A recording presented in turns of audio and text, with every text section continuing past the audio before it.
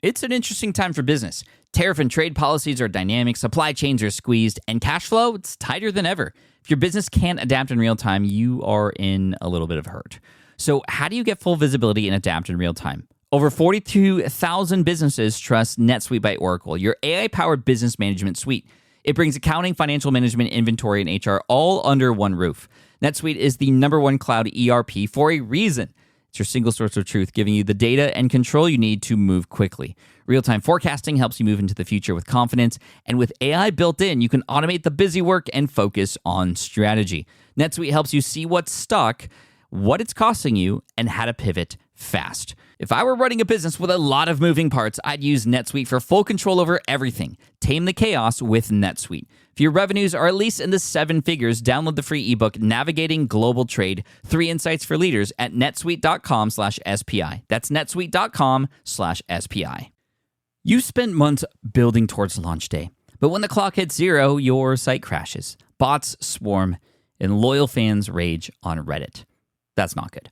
Fanfare was built to stop that. Fanfare is the drop platform made for high-pressure moments, stampede-proof infrastructure, verified waitlists, and bot filters that actually work.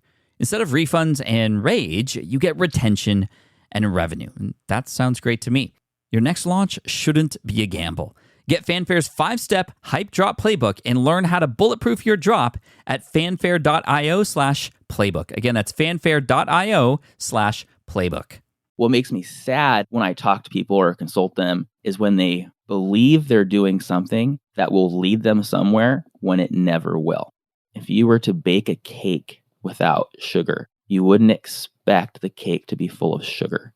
If you were to build a business putting in your personal time, family time, flexibility, the more you put yourself into the business, the more the business requires of you. In other words, the biggest constraint to most people's business growth is the bottleneck of themselves. So that was Richie Norton. He's been on the show before, I think in episode 200 and something, where we talked about product development, e-commerce, and those kinds of things. Richie and his company, Product.com, has helped me and Caleb create the switch pod, from engineering it to manufacturing it, packaging it, all that kind of stuff, the 3PL, third-party logistics, and all that kind of stuff that's along with it. That was Richie and his team's doing. But today I'm really happy to bring Richie back on the show in episode 605. So we're talking 400 episodes later. So it's been quite a while. And Richie has been deep in philosophical work with relation to time management and happiness and finding goals and how entrepreneurs become successful. And he is with us today to talk about his new work, Anti-Time Management. And I challenge him a little bit on this. And, you know, the reason why is because aren't we supposed to manage our time so that we can allocate our time in the places that it should be and all that kind of stuff? And coming out of this conversation today, I mean, I have this huge realization of the fact that, you know, goals aren't really where it's at. I mean, goals are important, but there's something even more important beyond that we should be striving for. And we unlock and unpack all that today. And everything in Richie's book is just incredible. And I love this. It's a pretty deep conversation, which we sometimes have here on the show. You know, I love the tactics and strategies, and here's step 1, step 2. And there are exercises and things that you'll actually be able to do alongside this conversation today as you begin to listen to it. But I love going deep. I love chatting with Richie. He's just such a cool guy, and I want to love and support him so much. So here he is, Richie Norton. This is session 605 of the Smart Passive Income Podcast. Thank you again for joining me. I hope you enjoy it. Welcome to the Smart Passive Income Podcast, where it's all about working hard now so you can sit back and reap the benefits later. And now your host, he still hasn't ever beat his father while playing chess, Pat Flynn. With running your own business, legal questions always come with the territory. Like, can I use this contract or agreement? What do I do if a client doesn't pay? Am I even structured the right way for taxes? Instead of Googling your way through legal landmines, imagine having a law firm ready to address your business's legal needs without the sticker shock. That's what you get with Legal Shield's small business plans. Legal Shield helps entrepreneurs access real legal help on contract reviews, collection letters, business formation guidance, and even help navigating IRS audits. Members can schedule consultations, upload documents through the app, and get support from a provider law firm that knows small business laws in your state. Plus, consultations on taxes or trademarks help you stay ahead of potential problems.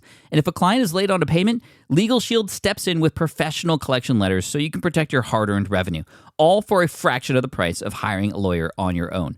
Go to LegalShield.com/SPI or call 833-570-9980 to learn more and get big business legal support without a big business budget. That's LegalShield.com/SPI. Do you know the secret to businesses that are scaling faster than ever? They're using Upwork to tap into a diverse pool of skilled freelancers across various industries. With Upwork, you can find specialized freelancers in marketing, development, design, and more. Experts who are ready to help you take your business to the next level. I've personally used Upwork myself and can vouch for it. Posting a job on Upwork is easy. With no cost to join, you can register, browse freelancer profiles, get help drafting a job post, or even book a consultation. From there, you connect with freelancers that get you and can easily hire them to take your business to the next level. Upwork makes the entire process easier, simpler, and more affordable with industry-low fees. Post a job today and hire tomorrow with Upwork. Visit Upwork.com right now and post your job for free. That is Upwork.com to post your job for free and connect with top talent ready to help you grow your business. That's Upwork.com. Again, Upwork.com. Richie, welcome back to SPI, my friend. Thanks for coming on today. Dude, I love you so much. I'm so excited to be here. We're going to have so much fun. Dude, I love you too, man. And I just have to always thank you for the work that you've done to help me, and especially me and Caleb on the Switch Pod. You and your company, Product, has just done so much for us and continues to do so much for us. You even stepped up and were gave me things for the Deep Pocket Monster channel, like our coins and our patches and stuff that people are going crazy over right now. So thank you for always taking care of me. I appreciate you. No, you're welcome. We have a great team at Product, TFN and Jace, and they just keep coming up with ideas. But you're easy to work with because you're so awesome. You know that, right? Well, what makes it hard to work with somebody? I'm curious. When they don't want to be helped. You know what I mean? They're like, never mind, I'm going to do it on my own, Yeah. Dude, for those of you who don't know, I might have said it in the intro already, but Richie and his company at Product help entrepreneurs create physical products. Whatever you can come up with, they will help you do that, and they help you engineer it if you need it, like they did with the Switch Pod. They can help you ship it and package it and all that kind of stuff. It's just incredible. But we're going to talk about something even more incredible today, which is something you've been working on for quite a while now. I know you're very proud of it. I'm stoked because I got a look at it early, and it's your new book. Your last book was amazing, and I know it's done very well. But what's different about this book? What's the new one called, and what's it about? Well, the last one was called The Power of Starting Something Stupid. And what's interesting is I remember you holding that book in your hand before we even knew each other. I think maybe the book, I'm not sure how it all happened. It happened through John Lee Dumas, but at one point you had that book in your hand, you're sharing it with your people. And the book, The Power of Starting Something Stupid, did really good. Brene Brown blogged about it, Steve Forbes, Covey, Jack Canfield, all these great people endorsed it. What I realized, though, was people would come to me with their stupid idea, but they didn't actually want the stupid idea. They wanted what they thought would come from it once it was successful. So someone, this will make sense. Someone will come and say, hey, I want to make this thing. Go, cool. It's not hard. If somebody wants to buy the thing when you make it, it's not hard to turn that into a business. There's a demand for it. People buy it. It grows. It scales. But for the entrepreneur that didn't start the business just to sell pencils or whatever they were selling, who started a business wanting to create more time for their family, more time for travel, more time for autonomy, these things that you talk all the time, they totally missed the boat. So that's why this book is called Anti-Time Management, because it actually moves beyond what's the thing you say you want to the thing you really want. It moves beyond habits. It moves beyond strengths. It moves beyond goals. It moves beyond business and projects to actually the reason you're doing the thing. I learned a lot from the Coveys, and they would say, begin with the end in mind. What they didn't say, what everyone gets it confused. They didn't say begin with means in mind. Everyone confuses goals, habits, strengths as ends when they're just means. They're just tools to get us somewhere. So anti-time management reverses the whole process. It's actually pretty unique to help you put what you really want to create immediately at the center and work from it instead of endlessly towards it. Yeah, give us an example of something maybe in your life that uses anti-time management. I mean, when I first heard the title, I'm like, wait, we're all striving for better time management. Are you saying screw time management and let's not worry about our calendars and time blocking and all these other strategies to help us, achieve what it is that we want to achieve? What's going on? It's a good question. I'll give you some examples. Just real quick. I had to go deep into this work and research to get here, and to even be able to say this. But time management was never designed to give people time. ever. Suddenly, recently, it's crept into the self-help vernacular. But it was designed during the Industrial Revolution. It was a tool made to control every blood, sweat, and tear that was dropped by every worker. So it's not about, the key word here is management. Management's control. So the question is, who controls your time? Under traditional time management, your boss controls your time. It was never designed. Even today, when they give you benefits of time off, that is designed so that you work harder and stay with the company. Retirement benefits, stay here till you're 65. So the whole idea of time management is a great idea when we're trying to apply it to like have more time and be free.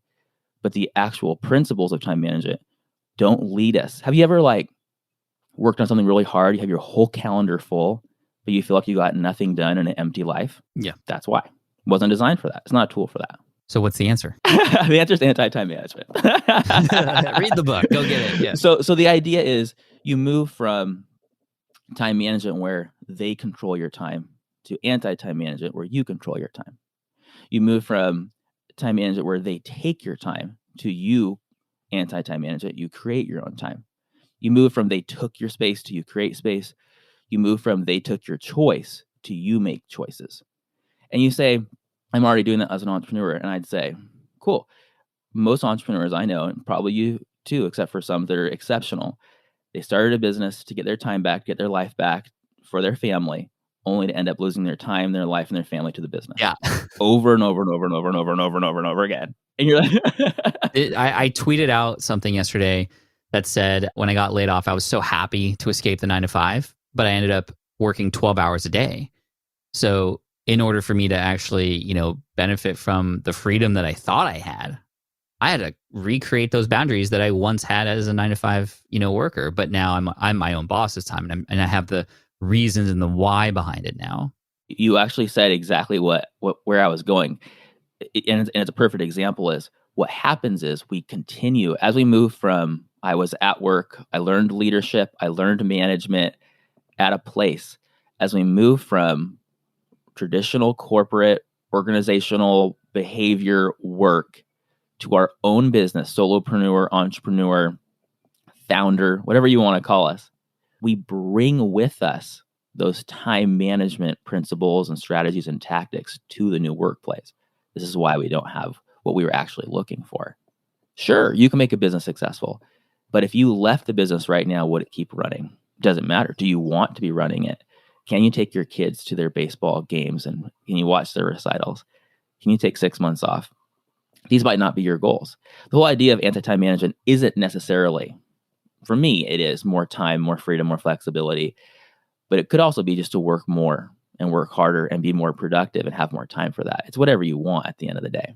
But let me give you some reasons why. So some of your listeners may know this and you know this too. And I'll go through it quicker than I would do if I was going to go like super deep into this part. But, my brother-in-law passed away at 21. He is never going to grow up to be 65 and retired and live the American dream. It doesn't exist. My son died as a 3-month-old after catching pertussis. He's never going to be able to grow up and do these things. We had 3 foster children. So I have 4 boys, 3 foster kids. The foster kids were with us for a couple of years. Full care, loved them so much. They ended up leaving. We wanted to adopt them. It's the system. It's a whole thing. In that sense, it hurts in some ways different and sometimes worse than the finality of death because we don't know where they are. My wife had a stroke and lost her memory. She got it back. My son got hit by a car crossing the street. He literally should be dead or quadriplegic right now. And he's out riding these big 20-foot waves now. We got lucky. I say that because we don't go to work for work's sake. We don't. We go to work for the sake of something else. We create businesses for something else. We do what we do for something else. So the idea of anti-time management is to work from that something else and to make it try to make it even a little more real. A real in the side of a metaphor. If you were to bake a cake without sugar, you wouldn't expect the cake to be full of sugar.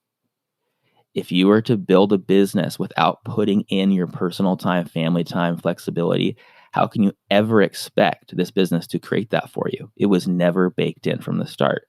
In fact, you cement systems so that 5 or 10 years later, when you finally want to leave, you're forced to sell because you never created a system that created an environment where you could have what you wanted. You drop a rock in the water and it expands. Well, the more you put yourself into the business, the more the business requires of you. The more you put your values into the business, you can value your time instead of timing your values. And it grows your business better because now you have positive constraints that allow you to think differently and problem solve for your real goals. In other words, the biggest constraint to most people's business growth is the bottleneck of themselves. But if the business is able to work and run in a way that allows me to live my values from the start, there's no failure. The projects might fail here and there, but I'm still able to do the things that I need and want to do. Architects don't build buildings. You're an architect. They draw them. General contractors don't build buildings. They won't even pick up a hammer. They sub the whole thing out. The job of an entrepreneur is to put things in motion, not to do everything yourself. And you can do that with anti-time management. So help the person who's listening to this who is at the very start of their journey where they do feel like they have to do everything, they have to pick up the hammer, they have to, wear all the hats, etc. And they're feeling stretched thin. They're feeling like they are kind of lost. How can the principles in the book help them at this point? So let's say you got to do what you got to do, right? You're going to do whatever you're going to do whatever works. What makes me sad, or when I talk to people or consult them, is when they believe they're doing something that will lead them somewhere when it never will. We know too many people who have gone down this long path thinking, I do it every day. We all do it. If we don't reflect, and it leads down a path towards something we thought we really wanted when it won't. How would we know that? This requires reflection. But let's think about it for a second, though. I'll make this real for someone. If someone were to take a piece of paper and write down and fold it in half long ways like a hot dog. This is so simple.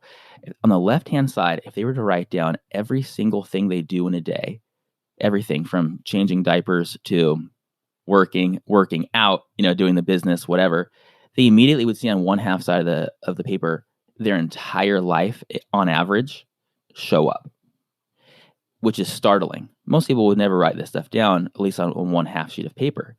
And I've done this with clients, and I'll share with you some of what's happened. If you circle the things you like and want to do and write them on the right-hand side, you all of a sudden see this imbalance. Here's all the things I'm doing, but here's only the pieces of it that I like and want to do. This creates imbalance. The reason I say what you like and want to do is because most people will go and take a strengths test and say, I'm really good at this, and I'm going to double down on strengths, only to find out later that they don't like their strengths and they want to do something else. But the corporation is intentionally, I don't think people understand this, strengths tests were not designed to help people be necessarily just, this is all you're going to do. It is made so that a corporate person can say, you can't have this other job because you're not good at that. This test said you're good at this. We're not here to teach you anything new. We're here so you can keep doing what you're already good at. So if someone's really good at laying bricks, they will lay bricks forever. Because they go, this is what I'm good at, is what they told me I'm going to do. And they move forward with that. You might not want to lay bricks. So when you don't want to lay bricks, this is why you put down what you like and want to do. You don't have to focus on your strengths anymore, unless you like your strengths. And if you were to go down that list and eliminate, delegate, and outsource every single thing you don't like and want to do. And I get it comes up. I don't have enough time. I don't have education. I don't have experience. I don't have money. I get all that. We can address that. But if you were to eliminate, delegate, and outsource every single thing on that list that you don't like and want to do, then the left-hand side and the right-hand side will be balanced, just like a balance sheet. Everything I like and want to do is everything I like and want to do, and I'm doing it. But balance is a weird word because balance actually, in physics means motionless. It doesn't move. We don't want balance. So the idea now is, how can I appropriately move my life from a negative imbalance to balance to then an imbalance in the direction I want it to go? The whole 80-20 rule, you free up 80% of your time now, only doing what you like and want to do. All your responsibilities are still handled. And now you can do more of what you like and want to do. What this looks like is, I had a client ask me, she said she didn't like what she was doing for work anymore. And I said, really? Do you really not like what you're doing? Or are you just not making enough money? If you're making more money, would you like it? She goes, yeah, I would like it, but I don't want to do the work to do all the money. to do all the money things, to get the money, it goes on and on and on. It's an endless cycle. I said, ask a better question, get a better answer. If you're telling yourself, I can't do this thing because these reasons, your brain works like a calculator and says, you're right. You can't do that. That's not the way it works in the world. But if you say, how can I do this thing without this bad thing happening by Tuesday? Well, then you can create space in your mind to solve the problem. So she went from making, with this one thought, her thought was, how can I have more time with my kids and make more money without doing all this work that I don't want to do, only focusing on the things I like and want to do. So to the person, to answer your question, that wants to start from the very beginning, doing it on the right foot, start from your purpose, then the payments. Most people start with payments and expect to find their purpose way out on the fringe of their life. It's a completely different life to say, I'm going to get a job, I'm going to live in this city, which decides my lifestyle, decides when I work, what I'm going to do. It's a very different choice than saying, I'm going to go on the road for 6 months with my cell phone and work from it and find ways to support what I'm doing. So what this girl did, she's amazing. She ended up within that month making more money that month than she ever made. I think she made like 30 grand that month when she was only making usually around 3 grand. It was something like that. And it wasn't about the money though. The money was just simply a consequence of her focusing on offers instead of doing work that never produced income, right? So most people will say, I'm not making money. And as soon as you say, when's the last time you asked someone to pay you? Their eyes roll back and they're like, I've never asked someone to pay me. How do you expect to make money? If you think making money means working, then have you worked a day in your life if you're not asking people to pay you? Work could be anything you define it as. But if you're going to define it as money generating activities, focus on money generating activities. So she did that, freed up all of her time. And the one thing she said, I'll never forget it. She said, Richie, and she's crying, I spent the day with my boys at the skate park. I haven't done that. And it had nothing to do with, she didn't have to make that much money to do that. She was at the skate park before she was able to make the money because it made her think differently of how she spent her time, when and where. I can give you a million examples, but there's a lot of stuff to unpack there. Yeah, there is for sure. And thank you for that. On this exercise, which is very clear that you could do right now if you wanted to with the hot dog paper. That's right. Left side, right side. That's right. How do we help a person who's doing that exercise who sees a long list on the left-hand side? How do we figure out what the first steps are to start, outsourcing and delegating those things? And, is it bad if there's still things on that list that just seem like, I got to change the diapers still? Like, I'm not going to, hire somebody to just come over and change diapers. Okay. Yeah. No, this is good. Let me give sort of a framework and then answer that like specifically. So the idea is, if you've been to Europe or you're a fan of castles, they'll have a castle and then they'll have a moat in a lot of cases. The idea is build the castle, then the moat. The purpose is the castle, the family, the time. The moat would be a strategic moat of how you work to support that style of life, and then how you get paid. Changing how you're paid changes more about your life, arguably more than anything else you do, because it dictates exactly what you do, when and where and how. Okay. So when you're going on the list, I'm not a huge fan of lists. This is more just a representation of what's already happening in your life. Not a list of things to do. It's a list of things you do every day. These are not goals. This is not the past. This is not the future. Because when you look at that list, most people are also thinking in their head, I'm doing this because I'm avoiding all this pain that I've experienced in the past. I'm doing it because of all the success I want that I've had in the past that will lead me towards this future that I want. But to the rest of us, to our children, to our spouses, to our coworkers, they don't see our past or the future that's in our head. All they see is how we show up, and how we, on that piece of paper, that's how we show up. So when you go down the list, you're obviously going to know that every single one you can get rid of gives you immediately back your time. More than just like, say it was an hour for each thing you would do. It gives you back your mental bandwidth. This is huge. The keyword there was, which ones can you delegate? Can you outsource? Like, happiness is not on the, everything is gone from this side of the list, and now only things are on this right side of the list, right? No, I'm glad you're digging into this. So yeah, you have this whole list. You have to remember, like, you chose, again, there's a lot to this, but in essence, we all choose the responsibility that we have. Even though I didn't choose for all these terrible things that happened in my life, at some way, shape, or form, the things I'm doing today was a choice of yesterday, right? Aside from random acts or things like that. So you're just looking at it going, this is my life. For the listeners, like, ask yourself this question. What thing could I literally get rid of that wouldn't impact anyone negatively if it didn't get done? And you'd think that there's nothing there like that, but you'll be surprised how much is there like that. Okay. And I'm not talking about getting rid of like little luxuries or even just wasting your time on social media or not, or like digging your way into email, whatever it is. If there's something you can get rid of that you don't have to do anymore and it won't hurt someone negatively, eliminate it. You got your time back. You got your bandwidth back. Delegate in this sense to me does not mean you pay anybody. It also doesn't necessarily mean you're dumping your trash on someone else. Other people like doing things that I don't like doing. Yeah, that was a huge realization for me. Like, can you say that one more time? Because I think, for me, it's like bookkeeping or, financial stuff. It's like, I don't want to deal with any of that stuff. Exactly. But there are people who that's their passion. That's what they love. And so everybody wins in that case. That's right. Everyone wins in that case. Other people like doing what I don't like doing. And if you have, again, with delegation, I'm thinking not having to pay somebody yet. There are other people that, like, you might not even have a team. You might not have anything. I get it. It could also be software. Like, there could be something that is automated, that you already have to do this. But if you can move it and you don't like it, you're good at it. You do it because you obviously feel like you're the only one that can. That's why you're still doing it. But if you don't like it, is there someone or something or some software where it can be, quote unquote, delegated, where it's better suited for them? They'll probably do it better than you would anyways. And people freak out about that, but it's actually a very simple process and it's totally possible. And it doesn't have to be permanent.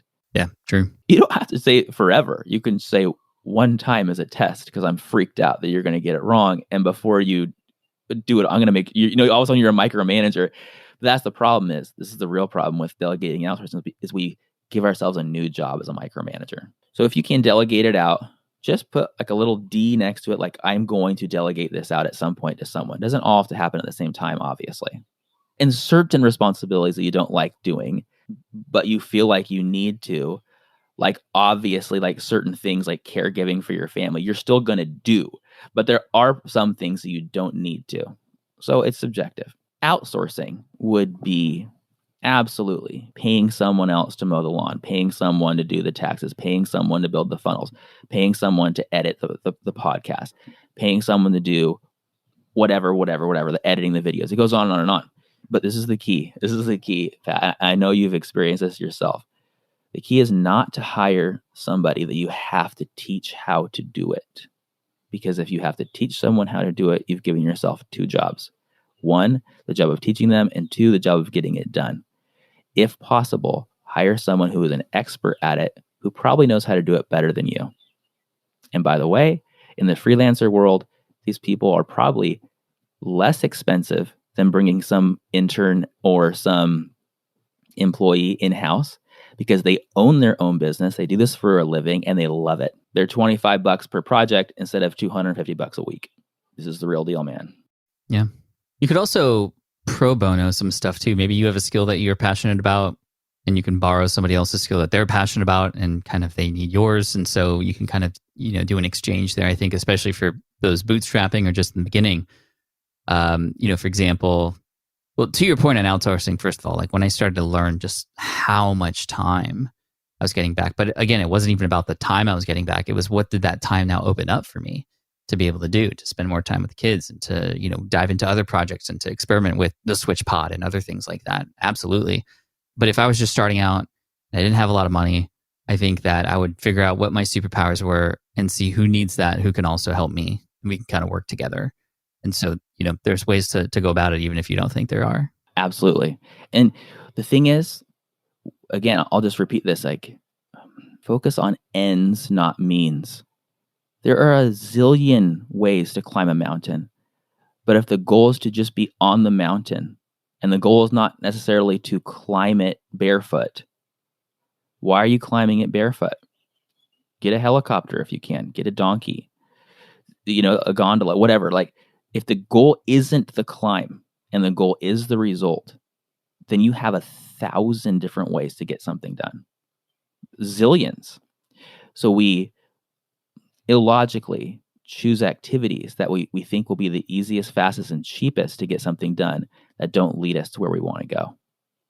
But when you choose, like, I'll just say this word, we can talk more about it, but when you choose like purpose first instead of payments first, you will find ways to work that allow you to keep purpose first, that crowd out the distractions. And then I'll give you another tool like that whole like one sheet paper worksheet thing. That's a tool.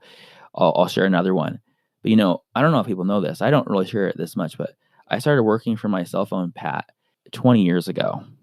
Cell phones didn't look like an iPhone. They folded over, man. You know that 20 years ago, Facebook didn't exist. No YouTube, no Instagram. I don't think there were any podcasts. Maybe someone recorded a thing. I think it was called radio back in the day.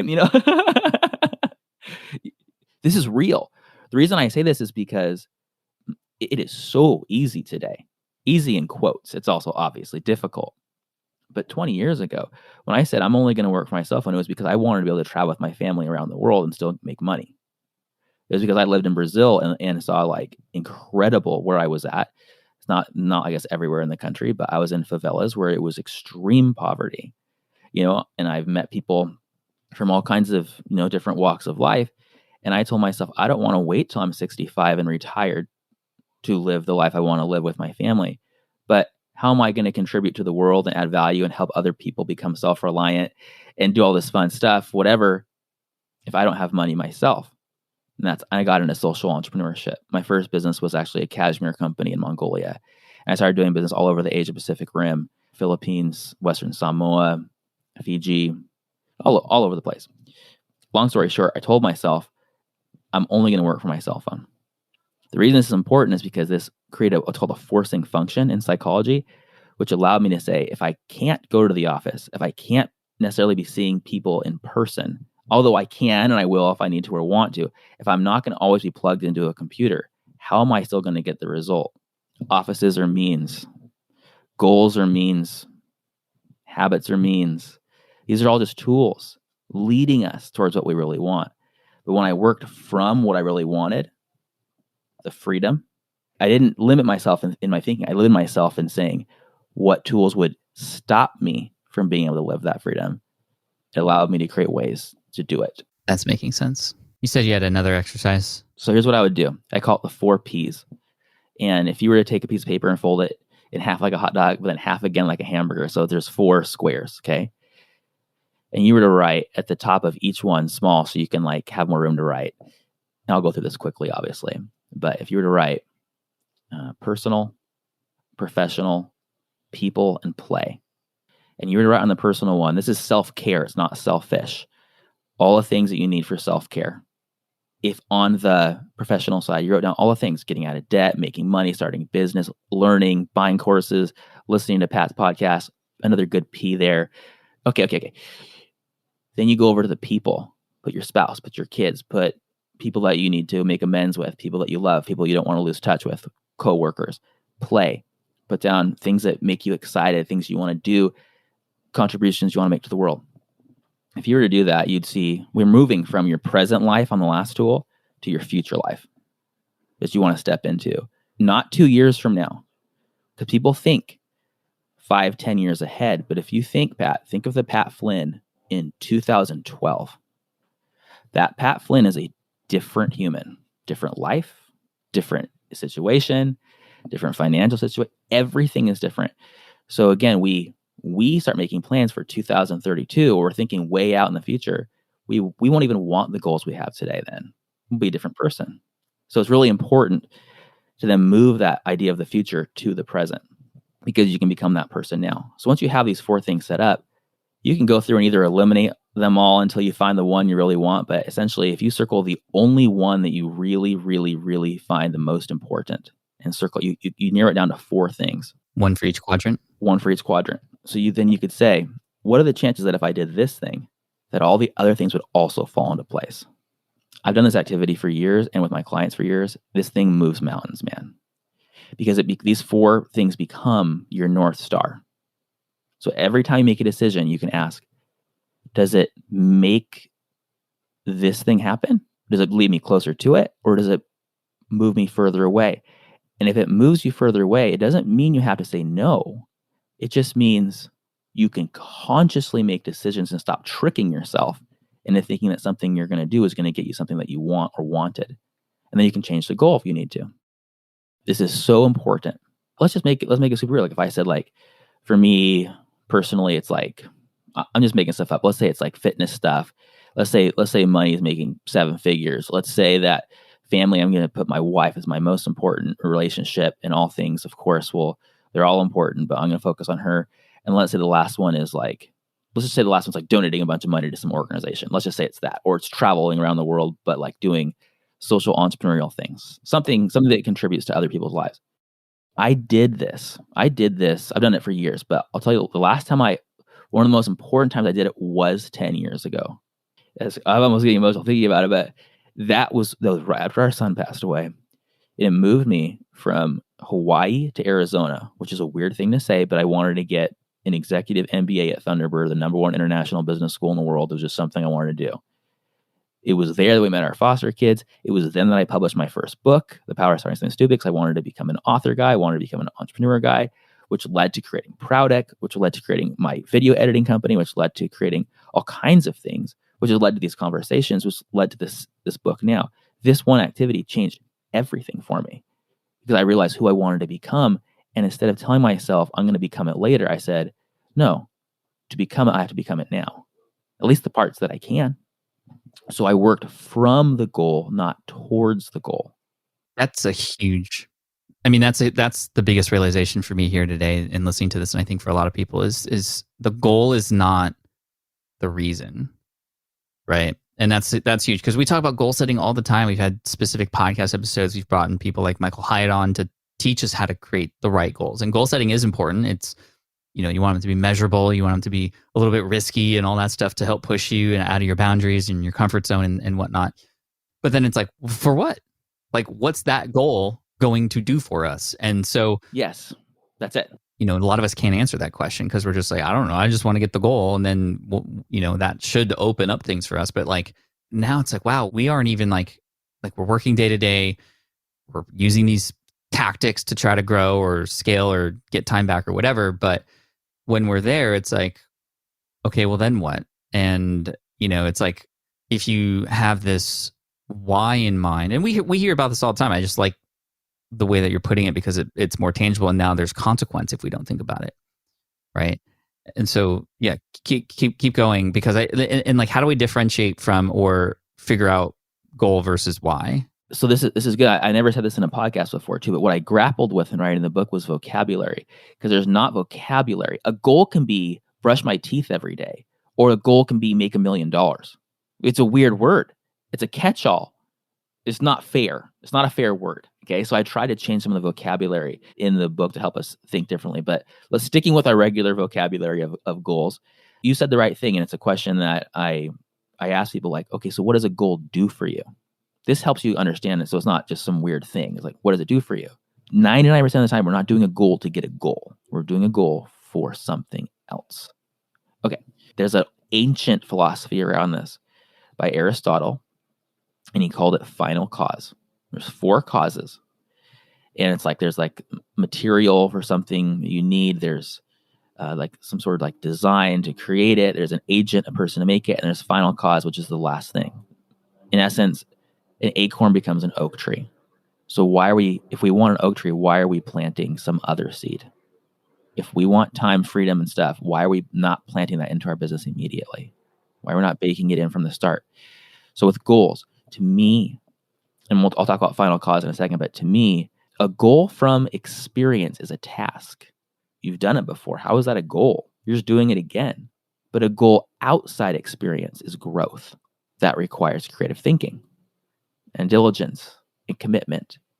But when somebody comes to me and says, I'm going to start a business to start a gym, this is a real one, and they start a gym and they make a ton of money, and they say, but I'm not happy. And it's like, how you have so much? You're an entrepreneur. You have money. You're not happy. I get happiness is like a whole thing. I get it. I'm not trying to simplify it too much, but well, no. I wanted more time to be able to travel with my family to Italy for 2 months out of the year. Now, this is actually a conversation we had. This was all like before he ended up doing it. He said he was going to quit his $250,000 job as an accountant to start a gym, but he needed 2 gyms to be profitable. I'm just listening. And he's like, because I want my time back so I can go spend a couple months out of the year in Italy. Sounds like a great goal to me. How long will it take you for you to like be profitable and to be free and do what you want? He says 5 years. How old are your kids? And he says 13 and 15. I'm not trying to be rude here, man. I'm being really nice too, obviously. I'm like, you understand your kids will be 18 and 20 when you finally have freedom, right? And I said, it's not that you can't start the freaking gym. It's just you have to operate it differently. Oh no, I'm a micromanager. Okay, well now we're talking real. Because you can hire a manager and have the gym running. You can do one of those 24/7 things where they put the card in and out and nobody's there. You could make it virtual. Once you realize the goal is actually to have freedom with your time with your family, the idea of the gym becomes obsolete. It's one of 1,000 options. It's not about the business. It's about how you operate the business. Game changer. So with Final Cause, if you wanted to make the example people use sometimes is a table. You need wood, you need a design, you need a person to put it together, and then you finally have a table. But what's the goal of the table? If the goal of the table is just to have a nice dinner with your family tonight, you can just do Uber Eats. You don't need a table at all. You wasted all that time and money on something that is totally unnecessary. If the table is supposed to be a legacy table that lasts for years for your family, sure, why not? So the idea isn't to take away all the things that need to get done. It's to take away the things that are unnecessary, because a full calendar is an empty life in many cases, and to create space so that when terrible tragedies happen, you can still have the flexibility, which I define as autonomy, availability, and ability. Those 3 things. You can make your own choices, you're available to do it when you want to, and you're able to do it. And we all have different grades of possibility within those 3 ideas. But at the end of the day, I'm telling a person right now, yes, you can coach your kid's baseball team. Yes, you can go to the recital. And yes, you can make money. And you know what else? You're responsible. You're going to get it done in less time in a different way. You just have to think differently, because we've been taught for 200 years, Pat, to have someone else tell us exactly what to do, and we're going to do it. And now that we're entrepreneurs, no one's here to tell us what to do. So we do it the way we thought we learned.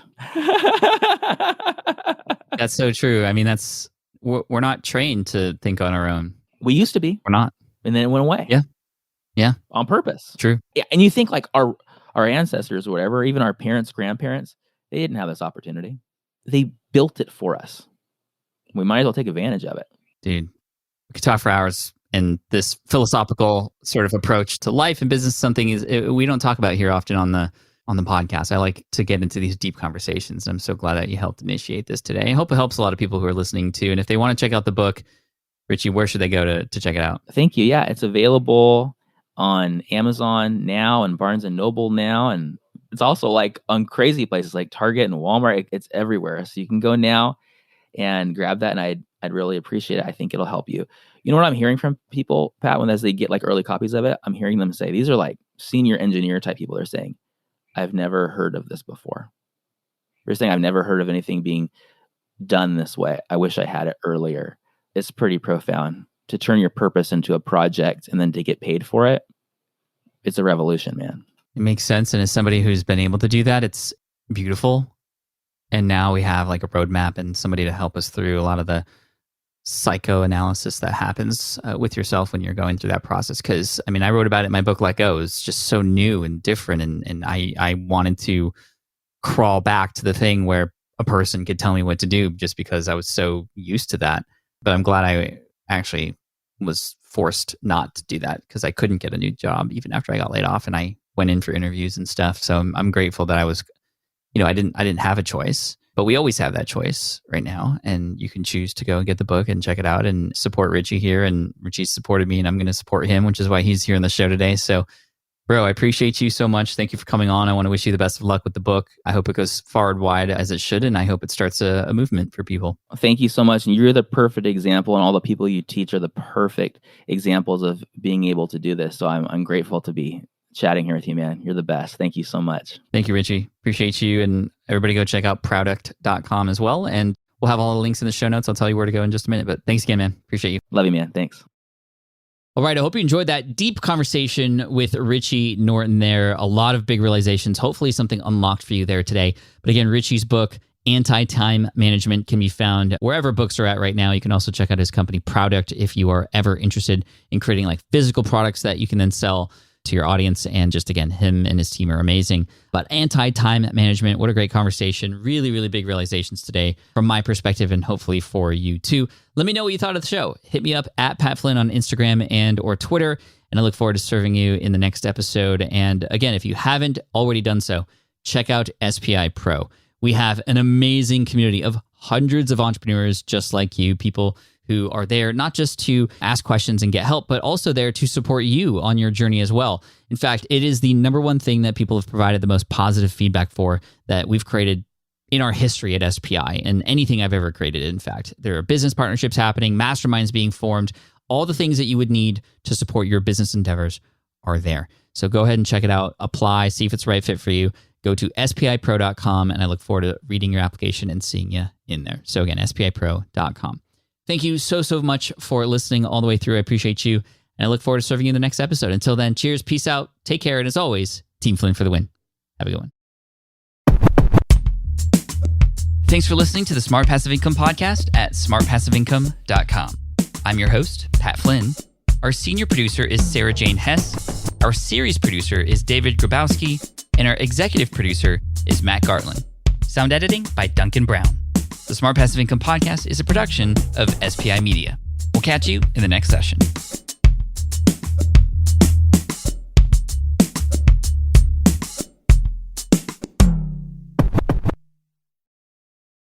Hey, fellow podcaster, does this sound like something you've experienced? You record your podcast episode on one platform, download the files, edit in another app, then fire up a different tool just to create these social clips? Well, it can be clunky, time-consuming, and frankly overwhelming, especially for creators trying to grow. And that's why I'm excited to tell you about Riverside. Riverside is the all-in-one platform. Record, edit, and repurpose your podcast content all in one place. You just log in, record with your guests no matter where you are in the world, and just like that, studio-quality audio and high-resolution video. We use Riverside here at SPI as well now. With built-in AI, I can automatically clean up my audio, saving myself so much editing time, and it can even auto-generate clips to make promoting the show a breeze. And with Magic Clips, I can grab the best moments and repurpose them as short-form video, perfect for YouTube Shorts, TikTok, or Instagram, without re-recording a thing. So if you're tired of juggling tools and want a faster, simpler way to create and scale your content, it's time to try Riverside, built by creators for creators. Just go to smartpassiveincome.com/Riverside and use code SMART to get 1 month free on the Pro plan. That's smartpassiveincome.com/Riverside, promo code SMART. I get it. You want to grow your business, but selling at scale feels overwhelming. You're drowning in complicated funnels, creating different lead magnets, or constantly posting on social media. And that gets exhausting fast, especially when you're trying to sell to hundreds or thousands of people. But what if you could sell at scale with a simple, powerful quiz? A score app quiz or assessment asks your audience key questions and gives them instant personalized results based on their answers. Your audience gets to know where they are now and shows them the steps they need to hit their goals. You can set up a quiz in minutes using Score App's templates and have a powerful lead magnet that'll do the selling for you. The best part is your audience actually wants to take this quiz, and you build huge amounts of trust before you even make a single offer. No hard sales, no chasing leads, just value at scale. Get 50% off the first 3 months using the discount code SPI. Just head to scoreapp.com/SPI. Again, that's scoreapp.com/SPI.